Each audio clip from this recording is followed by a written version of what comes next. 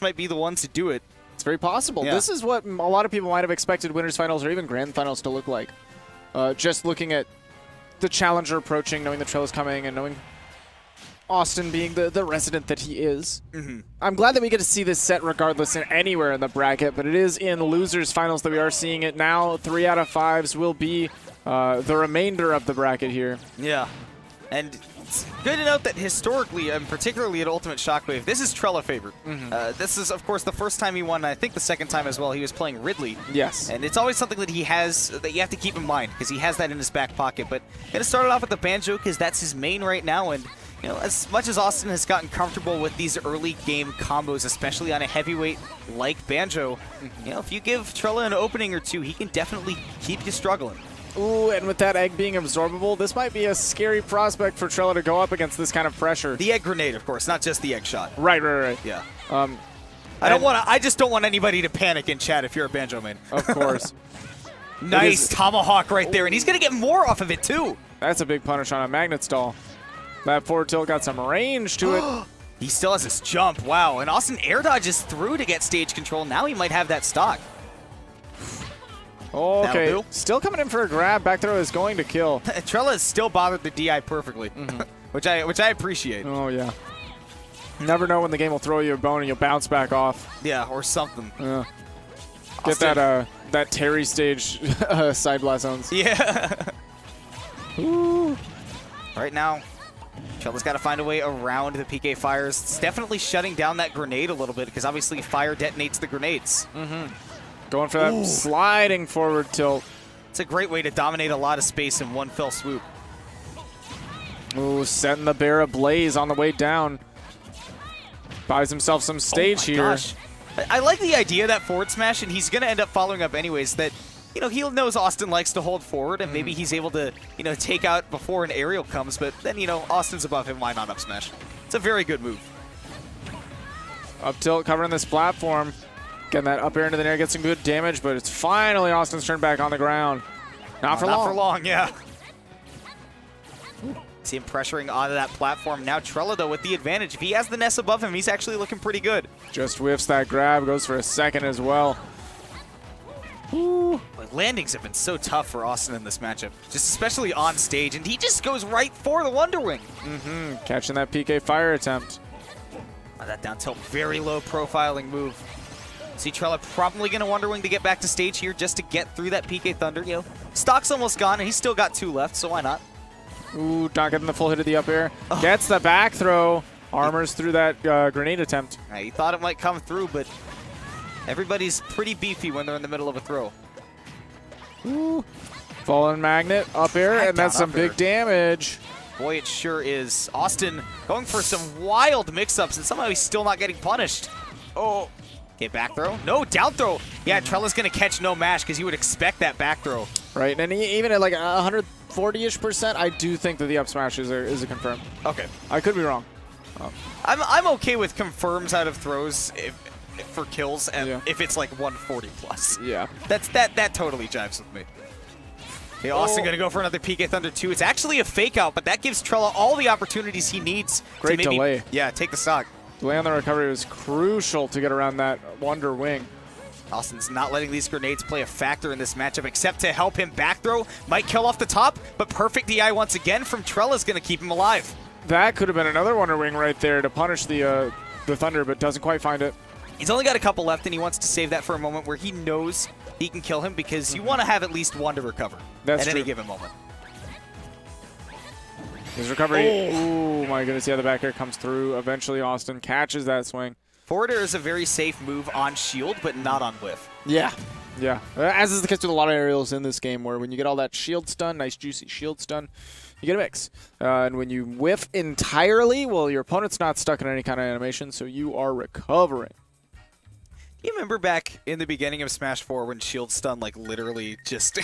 just what had to be patched in? Yeah, they literally had to make a patch that we all called the shield stun patch because they had to give the game shield stun. Yeah, kind of wild. Not quite as much the case in this game. Made it a lot more fun of a game, let me tell you. Well, now we're looking for a fun game 2. Trela's going to take away those platforms from Awestin. Take this to FD, which we've seen him do. You know, I thought that was to counterpick the Bayonetta, and not to mention this is actually not the best stage for a Ness either, but Trela's going to switch up the characters, and I like this. Not surprised. I didn't want to make too many presumptions, but I would not have been surprised to see the Ridley, to see the Banjo ride it out, or to see the Hero. But I do think Hero is a great character to combat the Ness. He's got these big sword aerials. He's got, of course, his magic can be absorbed and such. But not Zapple. Not Zapple. I was about to say, Zapple is going to be the biggest thing in this matchup because that's going to kill a pretty light character like Ness at probably like 110 at ledge, you know, 120, 130 more reasonably. But, you know, you're not even going to be relying so he went for Zapple. Oh, yeah. I think for the full. The biggest, that was a great up air. That was phenomenal. I think the biggest thing that Trela's going to struggle with is his own airspeed here. But honestly, might not be the worst thing in the world. See him now. Usually Trela goes when he has like a lot of mana. He doesn't go to the command list as much. But when he has less, he'll go and look for something like for the bounce. Right now, I think he was definitely looking for a magic burst just in case he can find it. Psych Up goes away pretty quickly. His dealing with PK Thunder has been phenomenal. I was expecting that to be one of the harder things to deal with. Using a lot. Wow, the mix-up on the recovery, but crosses his own feet. He tangles himself up. And eventually, Awestin was able to connect the stock with the up smash. Dash Tech catches the defensive option. Oh, no. That's not what you want to see at all. Trela buffered a fast fall and an aerial at the same time. Most characters don't make that back. He's definitely got to find a way. Oh, he was definitely just top-decking lethal right there. Didn't quite find lethal. Doesn't find the snooze. And now, interesting to note that if you don't know, those frizzes can confirm into aerials, particularly at these higher percents if you're closer to your opponent. See him looking for something good and catches that magnet, so Trela one stock in. A bit of a bait pulling up that command list there because Awestin double jump with a magnet expecting to absorb something. I see Awestin, though, not getting caught by that Zapple. Amazed that he was punished for going for that PK Flash even. My gosh, he's just not letting Trela land without an answer. Hero once again off stage, and now PK Flash can lead into a combo. Gonna see level 2, yeah. You see swoosh, now Kaswoosh, but he's too deep to make it back, and somehow that was even more in favor of Awestin. We did see one SD in that game, but Trela's definitely looking like he's considering how to change his game plan, maybe with the character. We could see him try a hero again without the tragic beginning. We could see him go back to the Banjo, or we could see him go to the Ridley that he has had previous success against Awestin with. I would recommend the Ridley, I think. I'm mostly thinking that for hero, I was mentioning this earlier when we were watching Trela play, that you want to be able to run away and set up your spells, and particularly, you know, pressure a lot with frizz if an opponent is aggressive. That's how you stuff out somebody that is putting too much pressure on you for you to use the command list, is you throw out a frizz. But Ness absorbs that. So maybe not the best matchup for hero. Instead, he's going to go to the Ridley, which has in past dominated Austin's Ness. No other word about it. And they've definitely traded. Austin's definitely taken a set off of this Ridley before as well. But it is a potent character. At the end of the day, it is quite Trela favored. Now we see him, you know, the Final Destination, interesting to go back here with the Ridley because Ridley loves to cover platforms, but you don't also want the stage to feel cramped where this big body's going to get hit by a lot of stray aerials. With this big body's got to recover around that thunder. And you know what's funny about this this whole Trela favored Ridley situation is that was pre-buffs. This Ridley's only gotten stronger. Yeah. Ridley has definitely only gotten better, and Ness hasn't changed a bit. See, trying to cover that recovery. Now, covering Ridley's recovery, on the other hand, not an easy task. Ooh, down air not going to be super safe. Ooh, barely weaving around that back air as well. Austin's weave on recovery is very nice. Got to see him forcing Trela into these weaves as well. It's kind of a very surprised to see that Awestin is challenging these Ridley recoveries. Right. It's another matchup where normally you don't even see the down smash play a factor at the ledge. Okay, fades in and out with that forward air, sees if Trela will commit to something.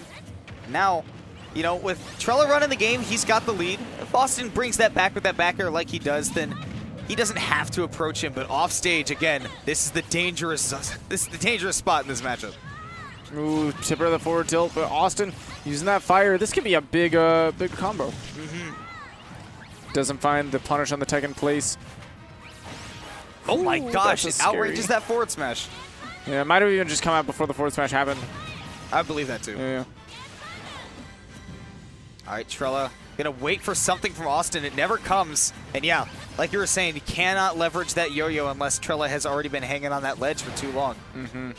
TI straight down instead of giving Awestin all the time to set up at ledge. Going for the flash. And he finds it too. Might have even been a 2-frame. I would not be surprised. I mean, it takes a while for Ridley to grab onto that ledge, you know, when he's coming at that angle. Now we see Awestin.